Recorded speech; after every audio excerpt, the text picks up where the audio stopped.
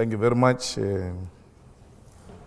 President of the Union, Charlie, our Deputy President, Floyd Shibambu, our National Chairperson, Advocate Dalimpofu, Senior Counsel, our spokesperson, Mbuyiseni Ndlozi, and a member of the War Council of the Economic Freedom Fighters, Komisang Garisang. Let me take this opportunity to thank all of you, members of the union and the students and all guests who are here today to come and listen to us. We feel privileged to have been given an opportunity to come and speak at this important international platform. And for a moment, we thought we were very important people, but we realized we remain ordinary people who have ideas to share with the international community. And we came here to come and share with you our story in South Africa and our struggles and sufferings which we're going through in the country on a daily basis. And this platform is a very correct platform because we come from a country where students are in the forefront of the struggle. We come from a country where students are leading the struggle against colonialism. We come from a country where students are fighting against white supremacy and a capitalist system that has divided our country and excluded the indigenous people of South Africa and Africa as a whole. It is the students of South Africa, following the speech of the EFF in Parliament of South Africa, that demanded that Rhodes must fall. They do not say Rhodes must fall because of their hatred of white people, but they said Rhodes must fall because they hated what Rhodes represented, a white supremacy, a system that projected white people as superior and black people as inferior, a system that subjected black people to a situation where they were denied education so that they can be suppliers of cheap labor. Rhodes took our land. Rhodes introduced a system that led to a black genocide. Rhodes exploited our minerals and natural resources and left South Africa without anything that will demonstrate that this country is a mineral-rich country. We cannot continue to celebrate people who represented a racial divide of our people. So the students in South Africa are demanding, and they've succeeded, that everything else that represents backwardness and racial division and hatred of black people should not be celebrated. The students, after the defeat of those who believed that those who perpetuated white supremacy should be celebrated, they went further to demand that education should not be a commodity. It must be free for all. Because education is a right, protected and enshrined in the Constitution of the Republic of South Africa. They agreed, those students, that no university in South Africa should increase fees because fees as they are now, they are extremely expensive. The government of South Africa agreed that they will not increase fees, and they thought that they have successfully silenced the students. Upon agreeing, in the same way they agreed to remove Rhodes, the students said 0%, no increase is not enough, we want free education. Following the success of the students to put on the national agenda the importance of education, then the workers in the university demanded to be incorporated as employees of the universities, because in South Africa, workers are not part of the staff complement of the universities. They are outsourced, they are owned by labor brokers, they've got no benefits, they've got no rights. They work for universities, some of them for more than 30 years. When they go on pension, they've got nothing to show.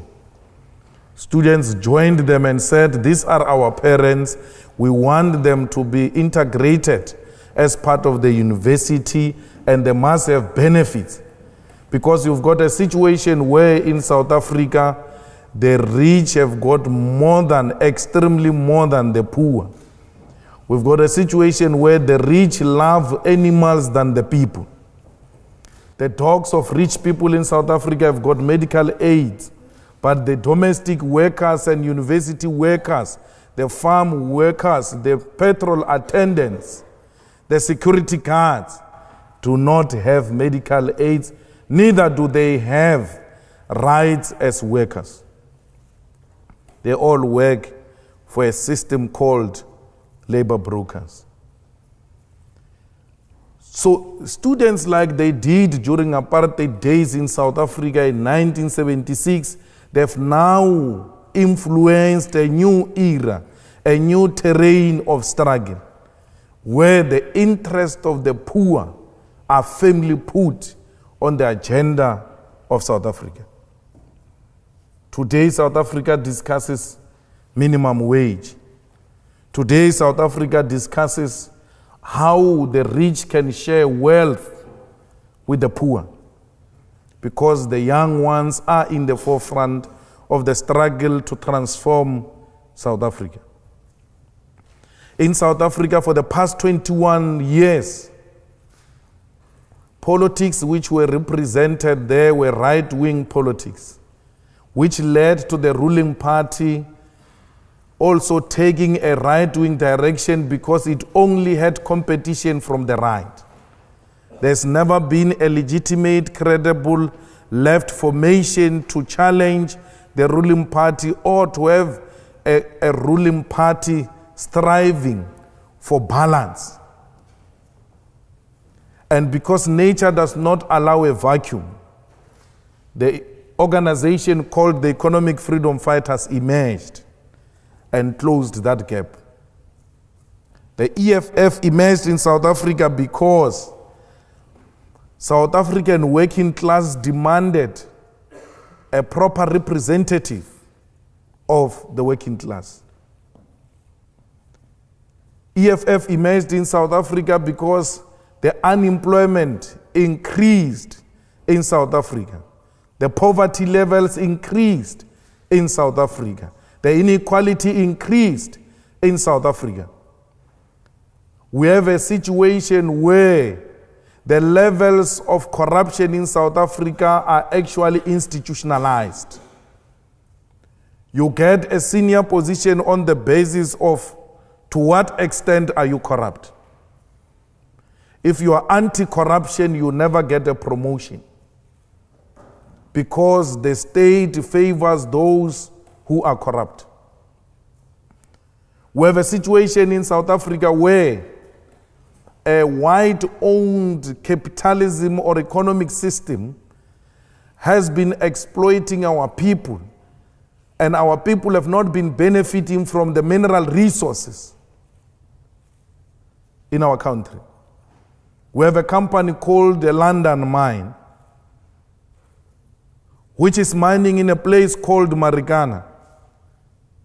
In that mine, the mine has got everything, all the basic needs: water, electricity, roads. And just next to a mine is a township or a village where black people stay without water and electricity, without roads, without proper schools. Yet London Mine is taking their platinum and reinforcing and making London and Britain to be what it is. Literally, between the mine and the community is a dumping area where the children coming from that community go and look for food in that dumping area. It is in the same mine where 34 workers were killed by a London mine.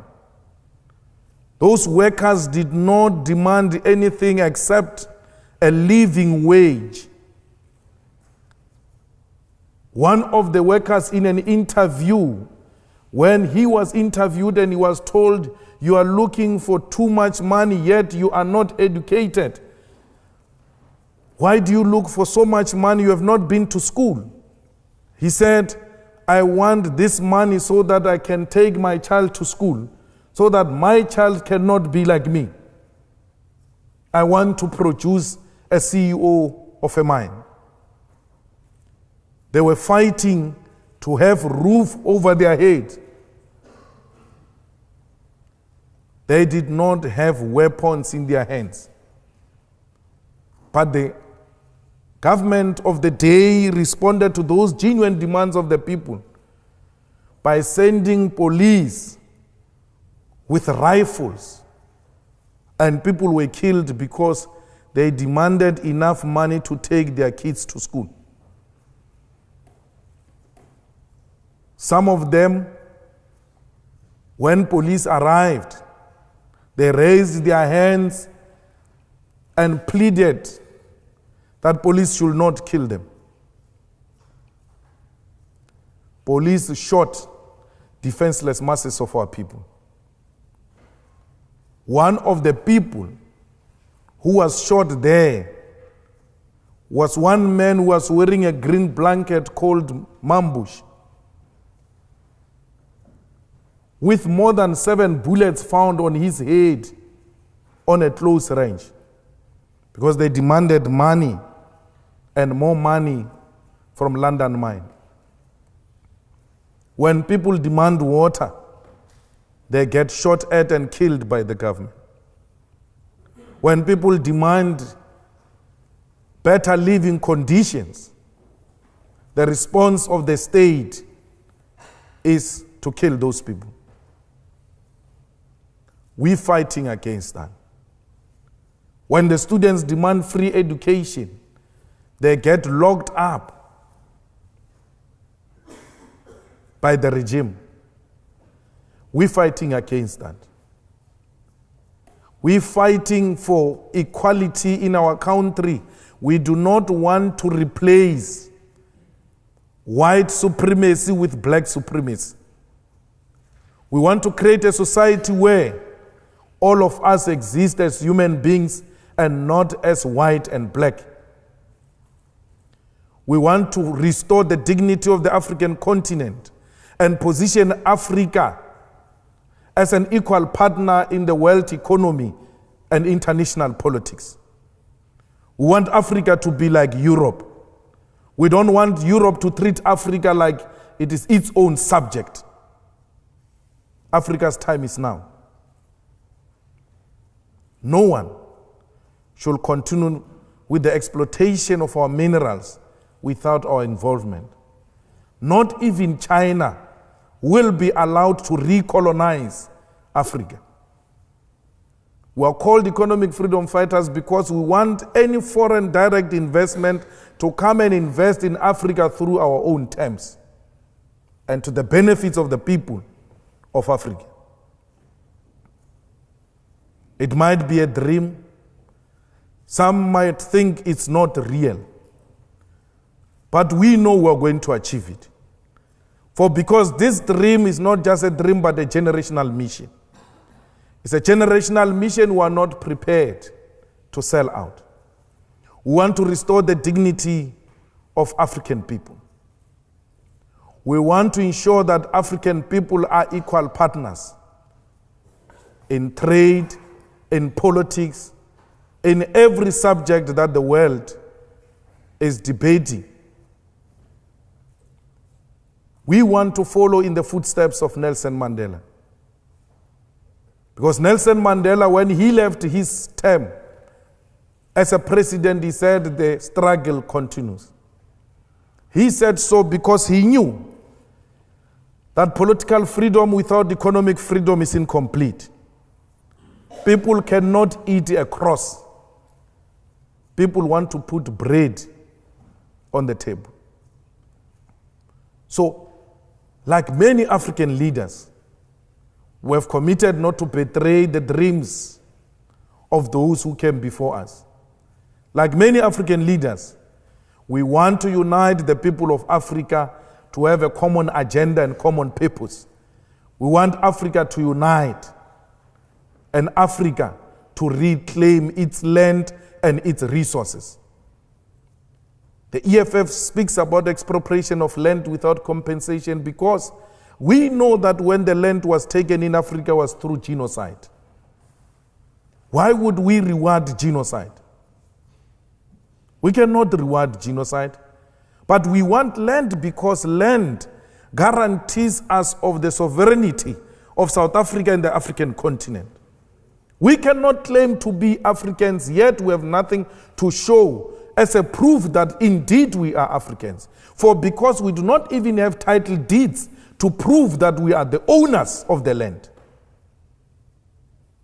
we have nothing to show. When you go into mines, it's multinational companies. When you go into banks, it's multinational companies. When you go into monopoly industries, it's multinational companies. We cannot even own and protect our own agricultural sector with our fertile land in Africa, because Europe and the entire developed countries use Africa and South Africa as a dumping site. Every lower grade food get to be dumped in our countries, undermining our own agriculture. When we say those things, we are called communist, we are called anarchist, we are called radicals, because we must continue to bow before a white supremacist. We're refusing that. We're refusing to bow before imperialism and colonialism. We want a total control of our own country and our own land. We in South Africa, black and white, we coexist as people. When we fight colonialism, we do not fight white people. We come from a bad history of apartheid, where white people have exploited us for far too long. Yet, we have extended a hand of friendship. There are many others who are still refusing and still wanting to act as if we live in the apartheid era. Those do not deserve to live amongst those who want a united South Africa, black and white. It is of their own problem. We are not going to be an international home of racists. We are not going to be an international capital city of racism. We refuse that black people must still bow before white people. And that does not mean you must go away. We are going to reverse the legacy of apartheid through robust engagement and not through pretentious arrangements. We are still hating. We have seen people dying before us. We have seen many, many children killed by apartheid regime. Yet we came out and said, we remain brothers. But there are those who are refusing to show remorse and wanting to perpetuate that which happened during apartheid times. We owe no one no apology when we say South Africa is no home of racists. And racism must be fought everywhere else, including here in Oxford. It must be fought everywhere else in New York, where black people get to be shot at by police at will without serious action. We need a world that recognizes human beings and not color. It starts with me. It starts with me, particularly if you are white. You need to stand up and say, not in my name. We are a new generation. We need to usher in a non-racial international society. Racism has got no place where democracy, prosperity is to take place. South Africa, we want to lead by example.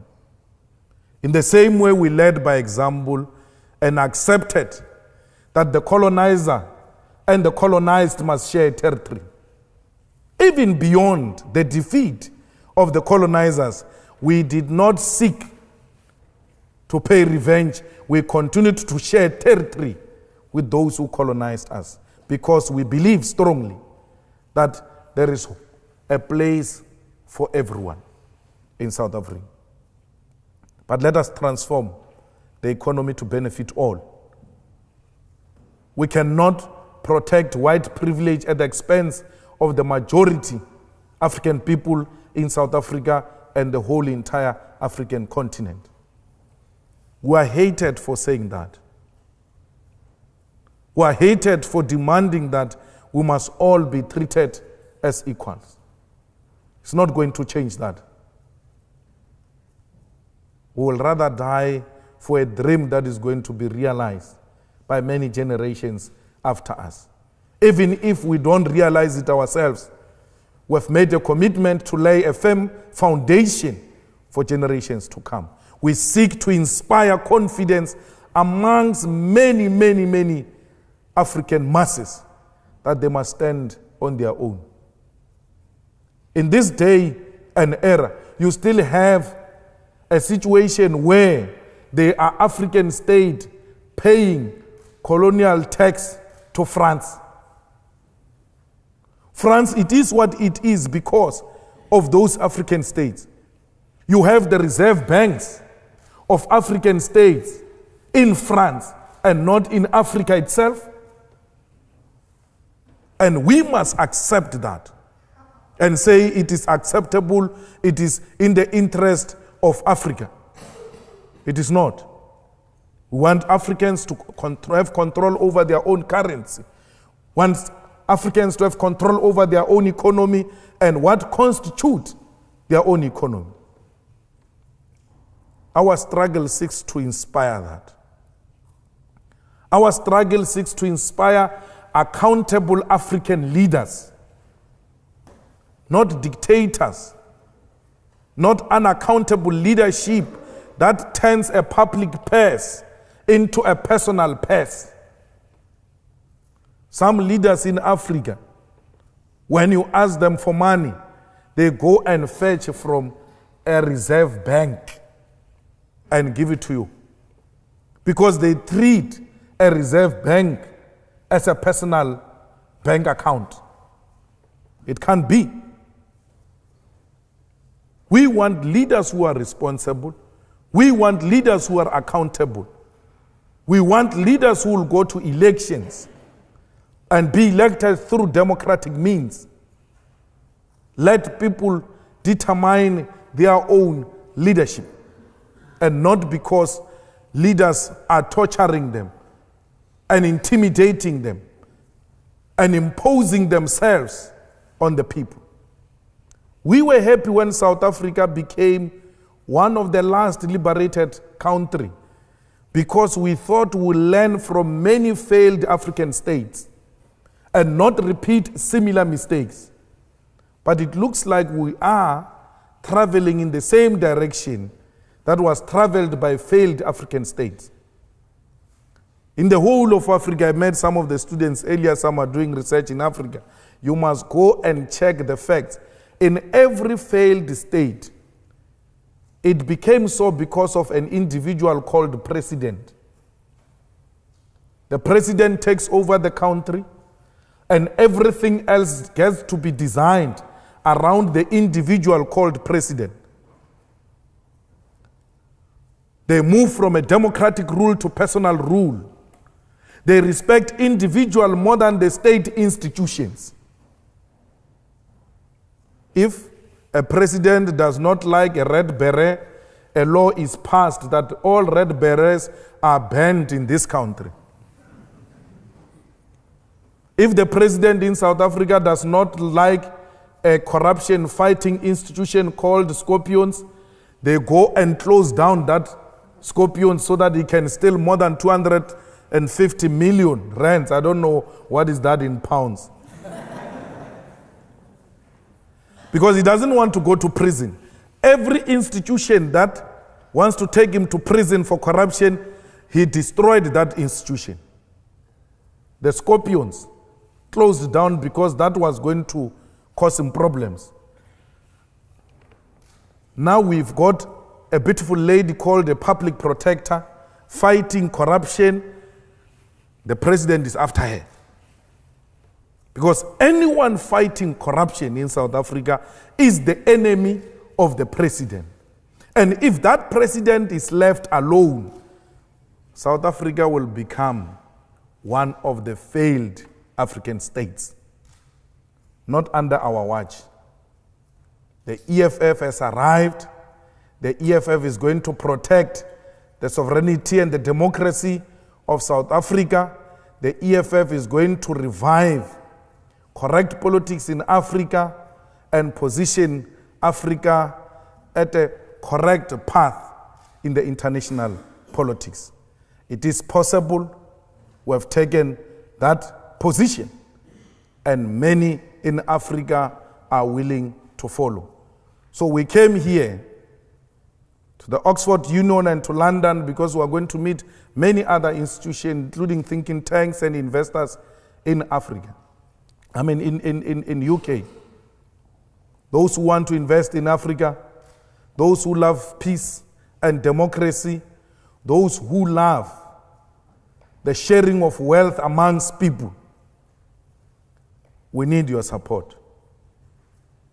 We need you to commit that Africa should not be a playground of the rich, because Africa is not a desert, but a continent where human beings are found and they must be treated with respect and dignity. Thank you very much.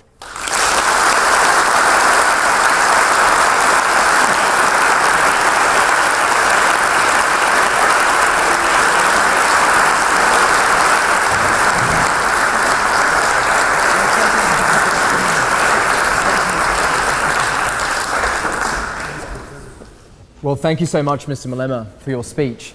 I'm going to start with just a couple of questions before I throw it open to the audience.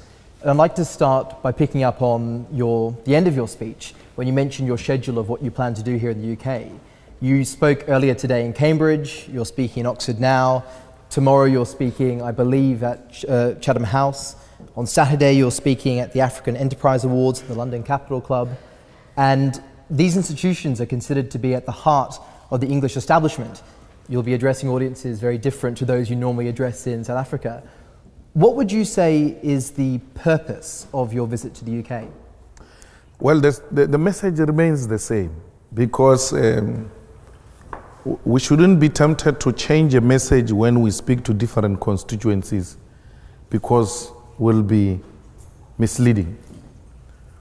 The message is economic freedom in our lifetime, in South Africa and the African continent. And that message has been shared yesterday with Africa investors, serious captains of the industry.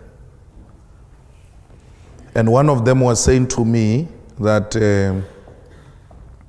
the demand to educate everybody will create an environment where everybody is educated and there is no one to provide cheap labor, and as a result the economy will not survive, because it's the same problem you are confronted with here at UK. And I asked him to not generalize. We need to narrow that point down to our personal experiences. And I said to the chap, one of the captains of the industry, can we agree that we need to provide cheap labor, and you volunteer your child to be one of those people who's not going to go to school and provide that cheap labor. The guy refused immediately. And I said, if your child can't do it, then no child must be allowed a situation where you are denied access to school because you must be one of those who are reserved to provide cheap labor. So we are in a struggle to educate the most exploitative captains of the industry to rethink their attitude and to begin to work with Africans to make the economy of Africa to work for African people. You spoke about the fact that your message needs to stay the same wherever it is you're speaking, but you also spoke in your speech about the perception of your message. The word radical is used to describe the EFF. And in 2014, you received around 6% of the vote in South Africa. Do you think that's down to the perception of the EFF as radical? And would you do anything to try and change that perception, to try and gain a majority government? We don't have to change a perception because the distortion of who we are is done by white-owned liberal media, which seeks to distort us and project us as if we are warlords. Yet, we are a legally registered political formation that complies with every piece of legislation in the country. We do everything we're required to do. We carry no weapons. We just articulate our perspective unashamedly. We are not ashamed to associate with the less paid workers. We are not ashamed to represent the rural African women who are denied to own the land, not only by white capitalism, but by black so-called traditional leaders. Now, because we do that, we become the enemy of a dominant elite group in South Africa and in the entire world, because these people are somehow connected. Our attitude is actually attracting more votes to us. You shouldn't just mention 6%. You must mention that you got 6% in less than a year. So that we know what we're dealing with here. In less than a year, without any financial support from established companies. We are the only party in South Africa which led a march of more than 50,000 people on a Tuesday during working hours.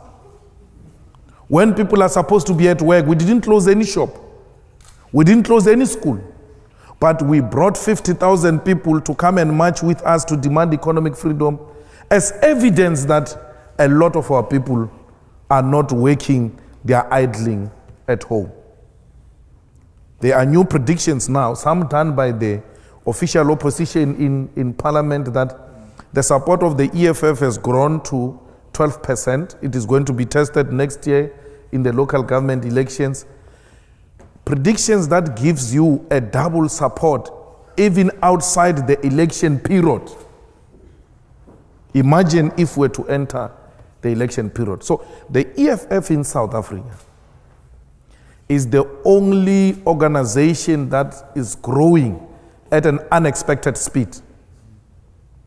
And it is the only organization in the history of South Africa to be launched in less than a year, be represented in the National Assembly, be represented in the National Council of Provinces, be represented in all provincial parliaments, and be official opposition in 2 provinces. What helps the EFF and what makes the EFF the future is because majority of its youth, I mean, majority of its leadership, rather, it's young people. So you are guaranteed the future there. Unlike old parties which are led by old men who wanted to create an impression that politics in Africa is an exclusive activity of old African males.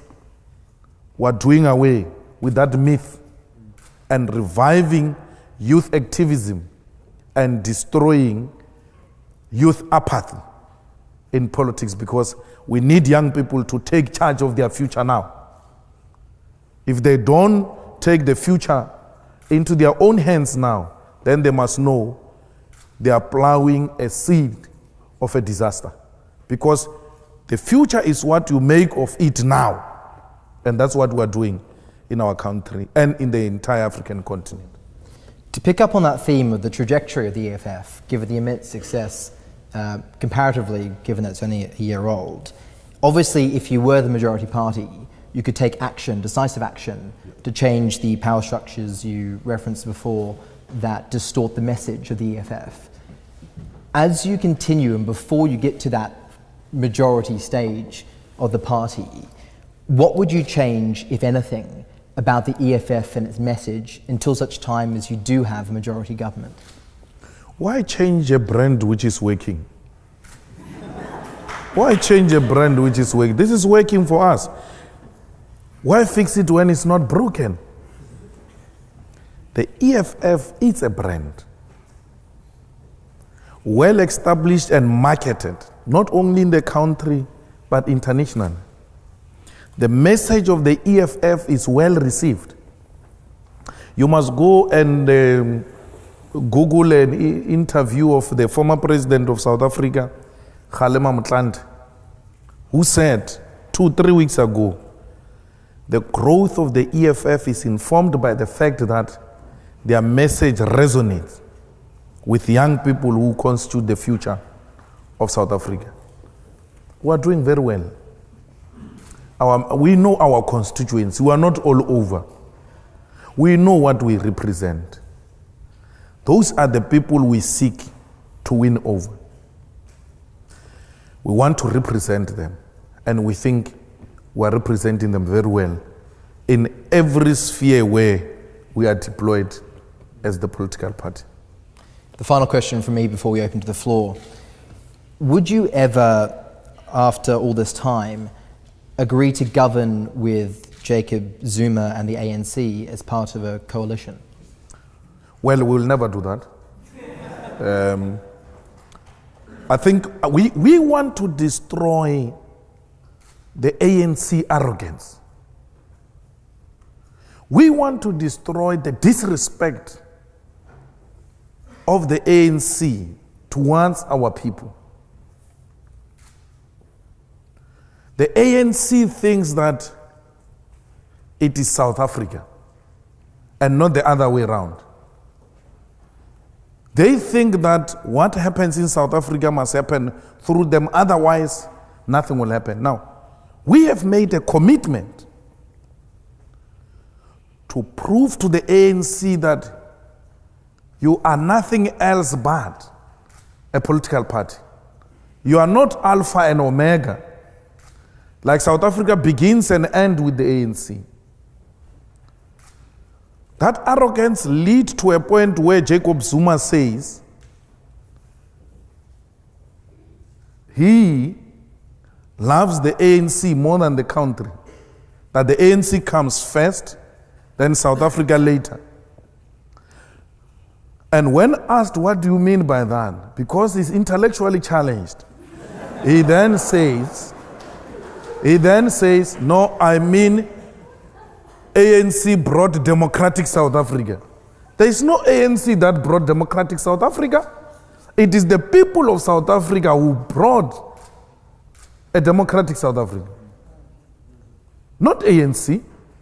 In 1994, ANC had less than 500,000 members.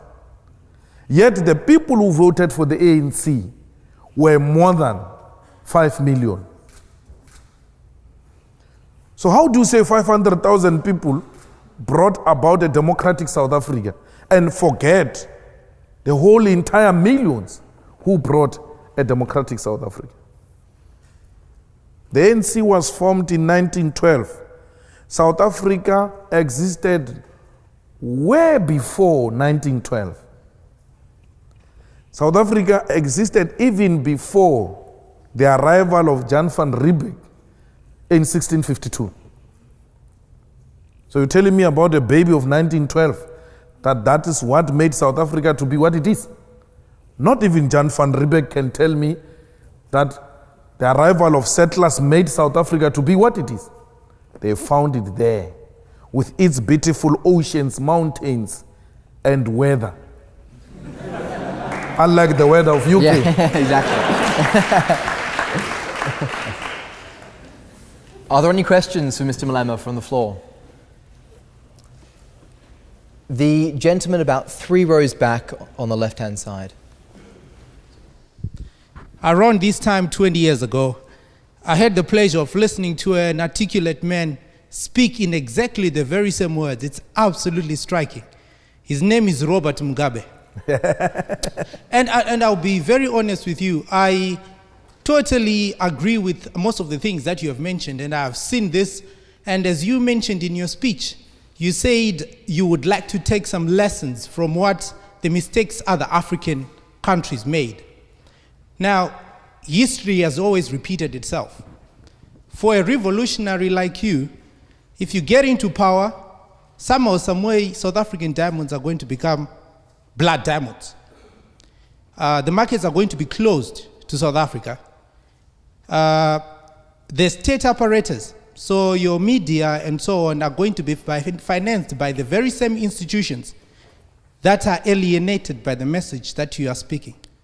So I would like to know how you expect to move on from where you are now in such a way that you do not end up creating the very same African story like the one that we are seeing in Zimbabwe, like the one that we have seen in Malawi, in Zambia, like the one that we have seen, indeed, in almost every other part of Africa. Well, we are not going to do what the Zimbabweans have done, of dropping blood of innocent people. There is nothing wrong with Robert Mugabe's policy of land. There's everything wrong with the method used to attain the land. We cannot have people killed. We cannot have people injured because you want your land back. President Mugabe had more than 25 years to pass legislation through democratic means that will systematically take the land back into the rightful owners. He didn't do anything about it. He only introduced that policy at a time when he was losing power. It was opportunistic. It was not a real program that he believed in. Now, you ought to pass legislation through democratic means, parliament, in line with your constitution, which will take land back into the hands of the people. Already in South Africa, there are top judges who are saying, but what Malema says is already there. It is not put into test. Some are arguing that our legislature allows expropriation of land for as long as it is in the public interest and public purpose. But you've got a cowardized government which is not ready to expropriate land. Actually, some of the municipalities do expropriate land if they've got a clear program of using that land to benefit the public. Now, the market will not turn against people who want to own their land. If there are such markets, then there are undemocratic markets. We have to go and look for democratic markets which will appreciate rightful people owning their land. And the interesting thing with the world balance of forces is that there is now an indication of emerging progressive markets in the world. We now have the establishment of BRICS, of developing countries coming together to share a perspective. And we have a lot of markets today who are more than ready to come in if anyone threatens withdrawal. Now let's talk the Zimbabwean situation. After imposing of sanctions in Zimbabwe, and the people of Zimbabwe remaining firm and not wanting to move on the land question, we have seen a situation now where people from the same countries that have said they are imposing sanctions on Zimbabwe, going to Zimbabwe underground to go and look for those resources. We command ourselves and Zimbabwe 80% of the world platinum. If they withdraw in Zimbabwe and they withdraw in South Africa, where else will they get platinum? The 20% remaining platinum is scattered all over. Don't think you're going to find 20% of it in one country. It's all over. We've got many resources in Africa. That's why I speak of African unity, where African countries must come together and say, if they withdraw because they do not want to trade with us on the basis of the policies we have put in place which stand to benefit African people, let us all hold our resources. Let it be done in a peaceful way. Change is painful. We are prepared to go through that pain so that we can give birth to a beautiful thing called sharing of Africa's wealth by African people. So we don't talk war. We don't talk blood diamond. We are going to institutions like this one. We are meeting captains of the industry to persuade them. As it were in South Africa, we are accused now that we are dining with imperialists. It's okay. We are persuading them that let the resources of Africa be shared with the people of Africa. I went to a rally of ZANU-PF in Zimbabwe, and I stood up to address them that there is no room for violence in the whole world today. And using violence to resolve political question is unacceptable. The whole rally was shocked because I subscribe to radical politics but not violence. I believe that through persuasion and exchanging of ideas and exposing the weaknesses of capitalist system in Africa, we will win what we are fighting for. If capitalism has worked here in the UK, let me tell you it has not worked in Africa. The system of capitalism is the one that produced poverty and unemployment in South Africa and the whole of Africa. There's never been any other system. Don't say socialism has failed in South Africa. It was never there. It has never been there. It has never been applied anywhere. If it failed in Soviet Union, not in Africa. Don't confuse Soviet Union with Africa. So it must be, the whole blame must be put on the door of capitalism. The diseases you see, underdevelopment you see, the unemployment, the inequalities, joblessness, is as a result of a capitalist system in Africa. It didn't work for us. It worked for you. You are very fortunate. We have been the unfortunate people who have been a subject of exploitation by a capitalist system. So, throughout, we are persuading people through dialogue and robust engagement and open and honest engagement. But dropping of blood is not what is on our table. At least for now. I don't know what will happen in future. But at least for now, there is no discussion about armed struggle. There's no discussion about killing anyone for the resources of Africa.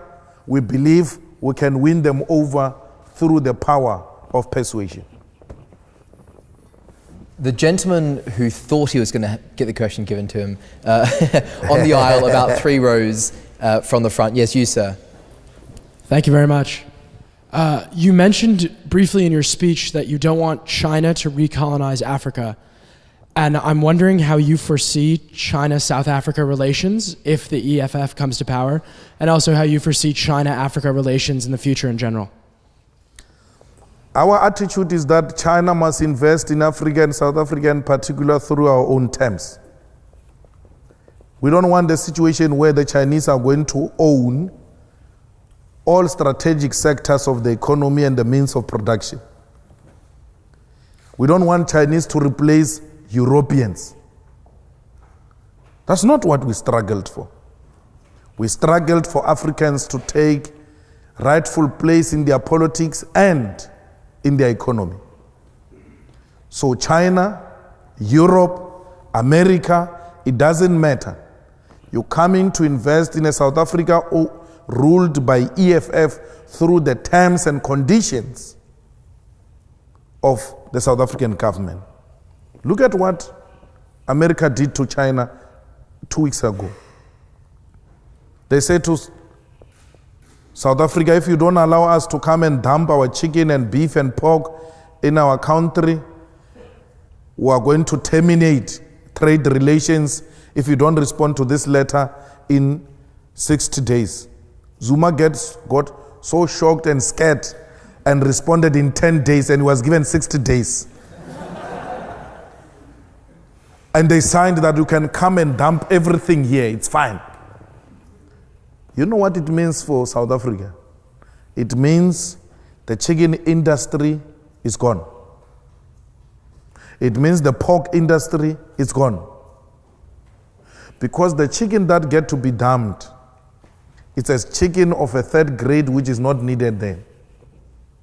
If that chicken has got some black spots or it's not good looking, Africa.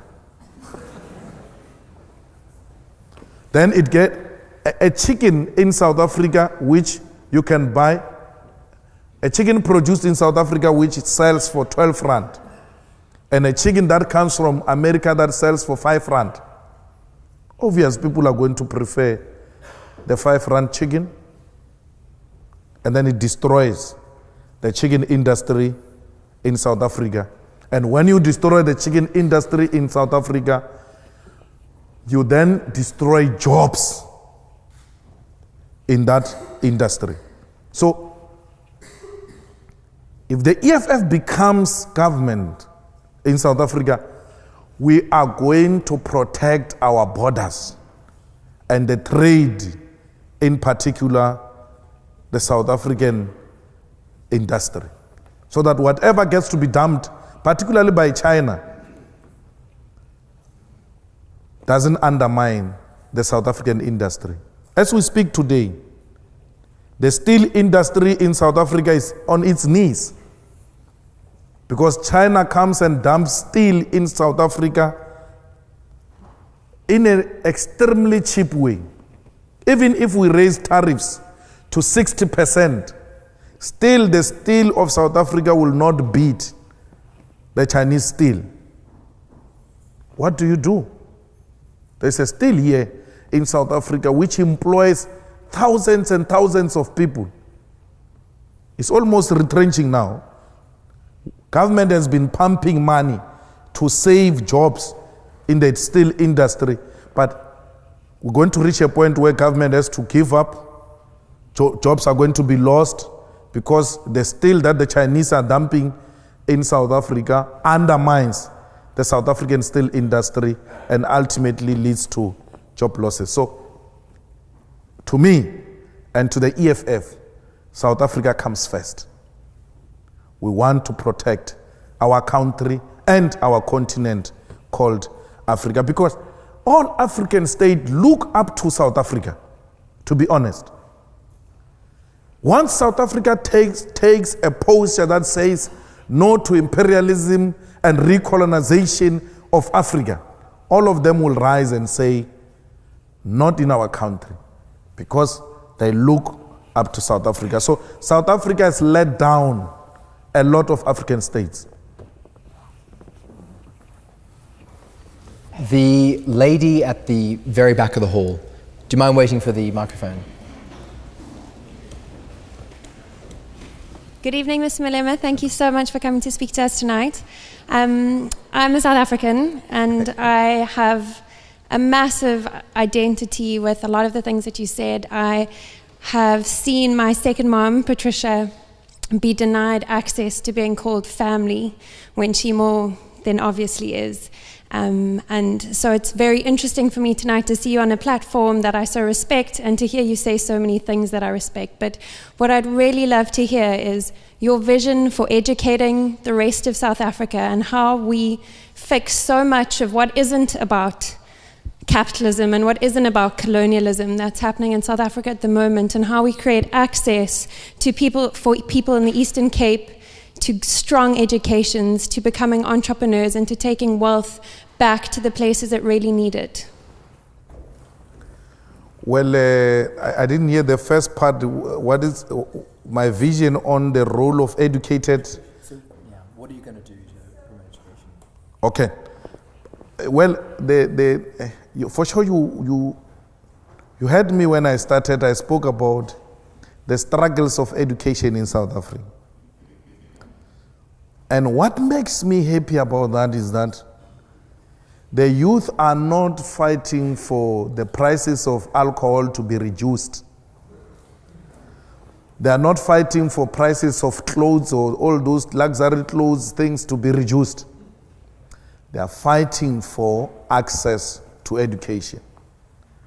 And when I saw the South African youth standing up and saying, we want to be educated, yet we cannot afford. We want free education. Then I knew I can die a happy man.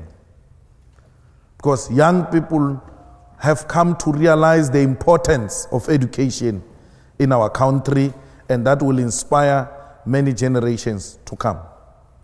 We all know that education is a generational matter. It is going to take the entire generation to undo the legacy of Bantu education in South Africa. But I'm happy we're starting now to fight for access into proper universities where quality education it is provided. So all of you who are here, South Africans,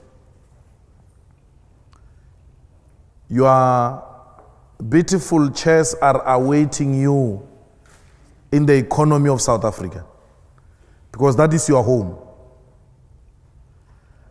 You are even more important because you've got exposure to the world, and you know and you have seen what worked and what didn't work. Come and take your rightful place, because that's where you belong. If you read the book of the EFF, it's here. It's called The Coming Revolution. We have a book already in less than 2 years. That's how serious we are. Many people just waffle without writing what they are talking about. So we write. Now, in The Coming Revolution, we indicate there that if we take over government, we want to take not less than 10,000 young people to the best universities or institutions of learning in the world. Because our education system is not yet perfected to a point where it can produce qualified people, especially in the scarce skills areas.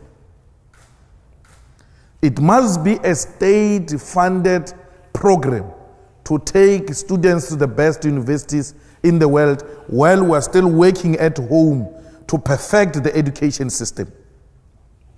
And once government of the EFF does that, then we go into business and say, yes, business, how many students are you prepared to take to the outside world, to the best universities, to be trained in the scarce skills so that they can come and help the economy of South Africa to grow.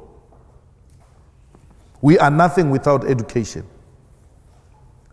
All of us here, we are at school. I just finished writing my last paper 2 weeks ago. Very boring, but I had to write it and agree with what the academic said. I mean, you can't argue differently, otherwise you're going to fail. So I had to agree with those things.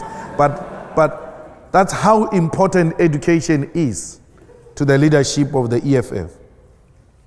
The spokesperson of the EFF here, please rise, Honorable Ndlozi. Is a PhD student at the Wits University. Our Deputy President here, please rise, DP. Just graduated with masters at the Wits University. And our national chairperson here is a senior counsel. I don't know what senior counsels are called here. QC, Queen's Counsel. Yeah, Queen's Counsel. We don't have Queen's Counsel in South Africa. So, and it looks like you used to be called Queen's Counsels as well in South Africa. So we did away with those things. You are our counsel and not Queen's Counsel. Now, that's how education is so important in the EFF. And education constitutes the center for development in South Africa and in Africa. The sustainability of political freedom and the economic freedom depends on the education. An illiterate society can easily be misled because they've got no exposure or they've got no knowledge on education. I don't know if I dealt with that question properly. I don't know. But that's our view on education. I think you did. One last question. The gentleman with the cap. And I'm very happy to see you, my home girl. I forgot to say that. Hello, yeah, I support your determination for self-determination, but I just want to remind you of something. You know, the ANC had a rule which they weren't going to break. It was in the Freedom Charter of 1956, which says that the resources of South Africa would be used for the people of South Africa. And, you know, and they were determined, the Freedom Charter, not to break this. But in 2002, I saw an interview with Nelson Mandela conducted by John Pilger. And his answer was, why have you broken that charter? And his reference was the fact that the precious resources of South Africa still remained in the hands of the very few white elite post-apartheid, to the extent that here in this country, Mrs. Thatcher's son moved to South Africa.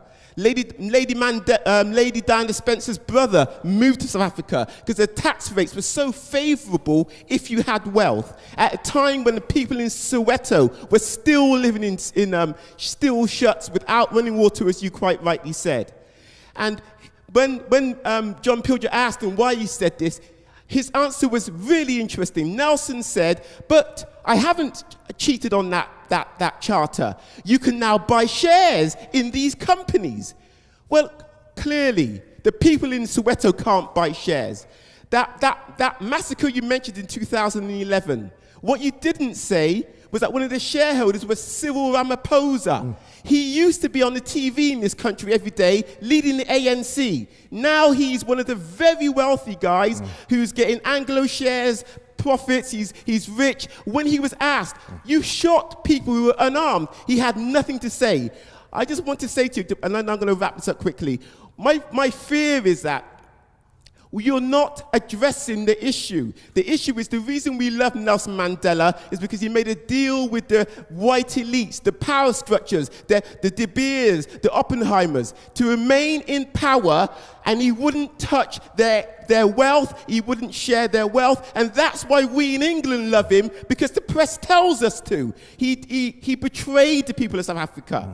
And I'm frightened that unless you actually address the fact that the laws of South Africa doesn't make the corporations share the wealth as the Freedom Charter of 56 demands, my fear is nothing will change.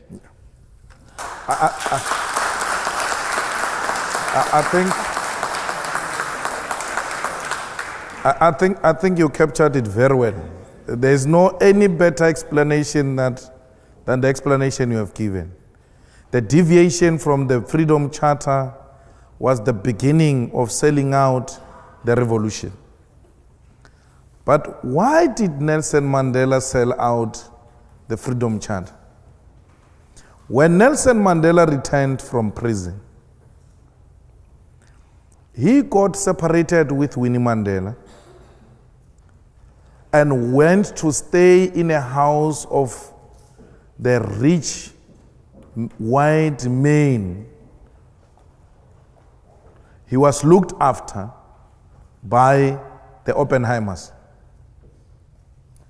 Nelson Mandela used to attend the club meetings of those white men who owned the South African economy at the time. He stayed in their complex. He stayed with them. He stayed in one of their houses. They had access to him 24 hours. And they told him that what he represents will not be achieved. And then that's when he turned against himself. Because the Nelson we are celebrating now is not the Nelson we celebrated before prison and during prison. It's a staged, managed Nelson Mandela who compromised the fundamental principles of the revolution, which are well captured in the Freedom Charter. The EFF subscribed to the Freedom Charter. The Freedom Charter has got a detailed explanation of how everything else is going to be achieved. The Freedom Charter is the Bible of the South African Revolution. Any deviation from that is a sellout position. So, unlike Nelson Mandela, we're doing what Nelson Mandela didn't do. We are happy he ushered in. We normally don't use those phrases like Mandela sold out and we are being too harsh, man. He was too old, he was tired. So he had to give in on some of the things. So he left it to us. We have to take it up where Madiba left it. And that's why Madiba said the struggle is not over. Madiba knew that there is an element of economic freedom that must be ushered in to complete the revolution. Madiba knew that political freedom is incomplete without economic freedom. So I wouldn't sit here and say Nelson sold out. I will say Nelson took us to a particular extent and then left it there for us to take it over. And we are here now. We don't say to Oppenheimer, this will happen, this will not happen. No. We come to Oxford University and Oxford Union and tell you what we tell Africans and what we tell everybody everywhere. The message is the same. We want the total implementation of the Freedom Charter. Those kids who demand free education, they are demanding the implementation of the Freedom Charter. Those who say, let's share in the wealth of the country, they are demanding the implementation of the Freedom Charter. I said to you, when I started, we are just continuing with the legacy of great African leaders who came before us. We're not going to compromise like Madiba did. We had, perhaps, it was necessary to have a cooling off period. We cooled off for far too long, 21 years. Now is the time to stand up and continue with the road towards economic freedom. It is possible. It is going to happen. The most reactionary institutions in South Africa, like universities, are beginning to listen. Because those are the most arrogant institutions. They will tell you we're independent, we don't listen to those things. Academically doesn't make sense. And then they shut down everyone. They're being made to listen. Government in South Africa is listening. We marched to the Johannesburg Stock Exchange. We marched to the Reserve Bank in South Africa. We marched to the Chamber of Mines. I sit with you today. All of them are sending responses to our memorandum. all of them are beginning to say, we agree, we need to talk. But in the past 21 years, those were the most arrogant institutions. You can march to them, you can write to them, they will never say anything. 3 times now, the CEO of the Johannesburg Stock Exchange has been calling me, asking for a meeting. All 400 companies registered with the Johannesburg Stock Exchange have received the memorandum of the EFF and are beginning to call individually to come and explain how they've structured their companies, how people are going to benefit. One of the things we demanded in our memorandum to these strategic sectors of the economy was that we want you to do away with BEE, the so-called Black Economic Empowerment, and empower the workers. We want worker share schemes.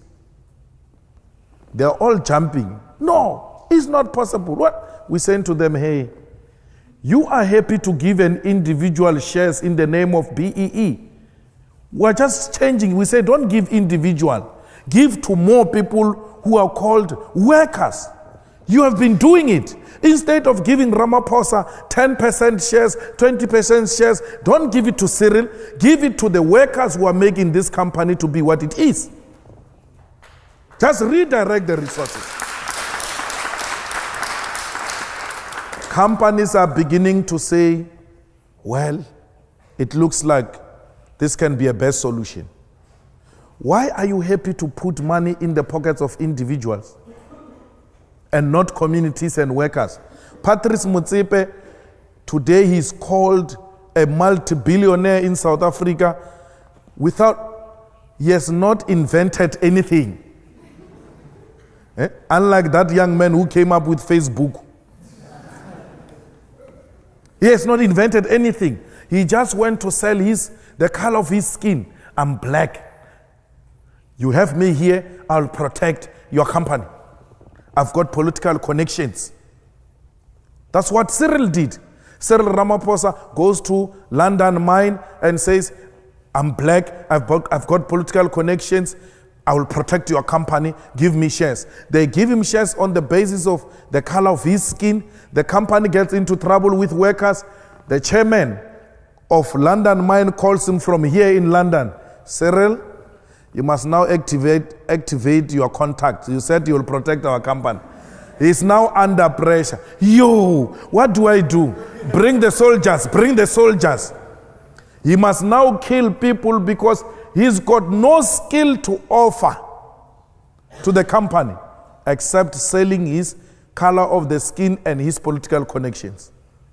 The black individuals who benefited from BEE are the politically connected and the most corrupt individuals who, amongst others, is Cyril Ramaphosa, who killed 34 mine workers. Now, we say to them, imagine these billions in the pocket of one individual. If those billions were shared amongst workers, you increase the buying power. And once you increase the buying power, then you have increased demand. There must be doubling of production. You can't double production with the same staff complement. You have to hire more. That will lead to job creation, will defeat unemployment. We need to put more money in the pockets of the workers. That is the most practical and effective way of redistributing the wealth in South Africa. More money in the pocket of the workers through their salaries, through their shares. That will do away as well with unnecessary industrial actions, which leads to serious losses in the companies.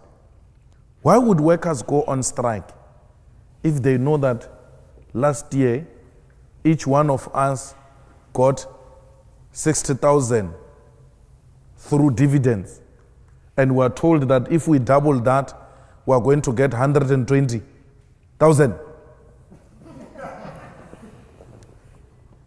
no one will sleep. They will all work for their money. And when a union leader who's obsessed with stealing workers' money through union subscription comes and mobilizes them for strike, they will tell him, or hey, wait, that strike is going to affect the dividends. Because with those dividends, workers will do a lot of beautiful things. You must just see what they do with their 13th check, bonuses. Imagine they get bonuses and they still get dividends. You tell them to go on strike. You will be speaking a foreign language to them. They won't understand you.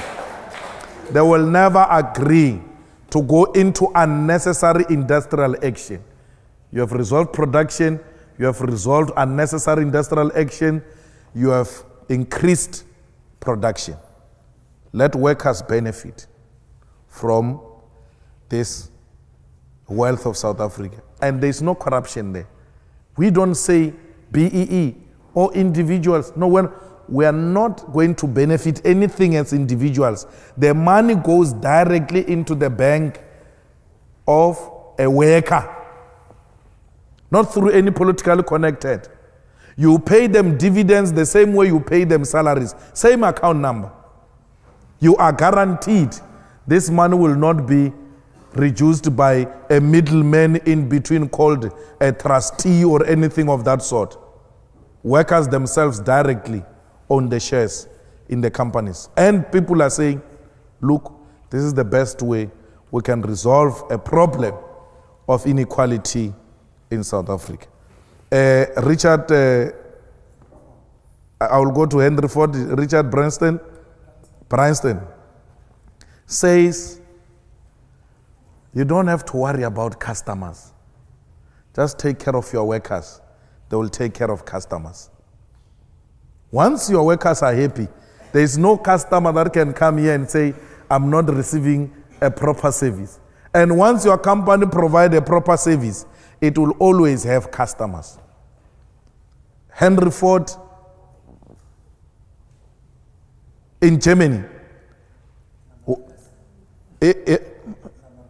in America, no, when I was speaking to the Germans in South Africa, I was giving them an example of Henry Ford when he started Ford. I said to them, Henry Ford established Ford and said to its management, we have to pay these workers very well because these workers must be my first customers. I shouldn't go around saying I'm looking for customers when I've got so many people working for me. These are the immediate customers. Then once these ones buy cars, the rest will follow. You've got people in South Africa who assemble German cars, Benz, BMW, VW. They cannot afford to buy the cheapest. Tata, leave those things they're assembling. Tata, Kia, the smallest and cheapest cars in South Africa. The people who assemble cars can't afford to buy those cars. And then you go around saying there is no market in South Africa, people are not buying it. How will they buy if you don't put money in their pockets? Have the same workers of BMW affording to buy BMW. They will not just afford to buy BMW, they will go and market that BMW themselves. Because workers are the best marketers, eh? They go around speaking good about their company and attract people to come and buy BMW. There's no market because you are not paying them well. Pay your workers. That's what we're saying to the companies. Pay your workers. They will look after you. They will look after your product. And when the revolution comes in South Africa, the workers will be the first ones to protect their own companies they work for, because they will know they are the shareholders. We shouldn't have workers as the first ones to destroy companies because they think these companies are useless, don't even add value in their lives, they are exploiting them. Workers in South Africa, if they are looked after, they will look after many families. In South Africa, you must know that when you work, you don't look after less than 7 people. 7 people you are guaranteed, they are your responsibility. So if you increase a salary of this worker, you are guaranteed 8 people will be looked after very well. And you will deal with all social ills in South Africa, including crime. South Africans don't just love crime. They are not inherently criminals. It's tough, it's difficult. They have to look for other means of survival. That's why they resort to dangerous things like committing crime. Once they are looked after, once their parents are looked after, once we reduce child-headed families, we are guaranteed of a peaceful South Africa. All these things we are asking for will lead to a situation where white people demolishes walls in their houses.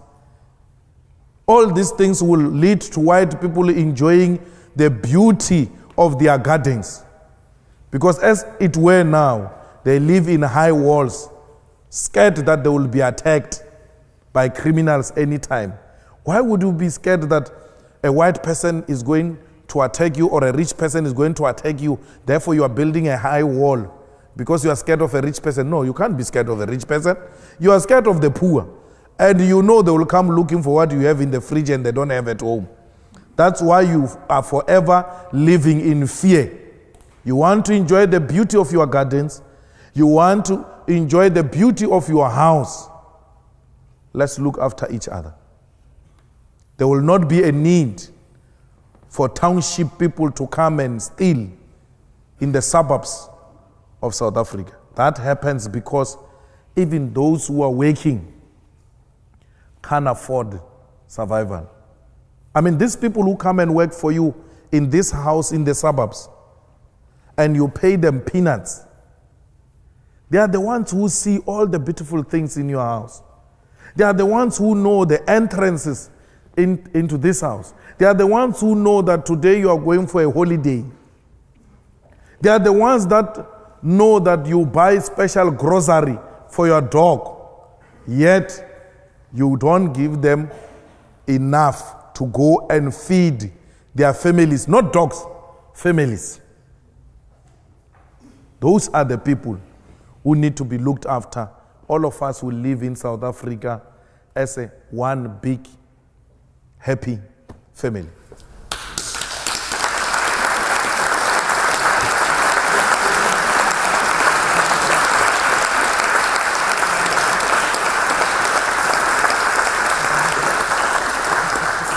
I'm afraid that's all we have time for this evening. Ladies and gentlemen, would you please join me in thanking Julius Malema?